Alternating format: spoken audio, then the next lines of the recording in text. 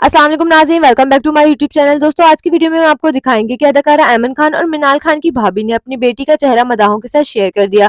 साथ ही अस्पताल के बेड पर लेटे अपनी बेटी और शोहर के साथ तमाम तस्वीर भी मदाहों के साथ शेयर की गई। वीडियो के अंदर मुकम्मल तस्वीर और वीडियोस आप देख सकते हैं। अगर आपको हमारी वीडियो पसंद आए तो लाइक करें, साथ ही साथ चैनल को सब्सक्राइब करना ना भूलें ताकि हमारी आने वाली हर नई वीडियो आप तक बआसानी पहुंच सके। जैसे कि आप सब जानते हैं, ऐमन खान और मिनाल खान के भाई माज के घर 2 दिन पहले नन्ही परी की आमद हुई, लेकिन ऐमन और मिनाल अभी अस्पताल जाकर अपनी भाभी और नन्ही परी से नहीं मिले और ना ही इनके साथ कोई तस्वीर या वीडियो शेयर की। पहले ऐमन और मिनाल फौरन बच्चों के साथ तस्वीर मदाहों के साथ शेयर कर दी थी, लेकिन इस बार बेटी की पैदाइश के बाद ऐसा नहीं हुआ, जिस पर फैंस इन्हें काफी ट्रोल कर रहे हैं।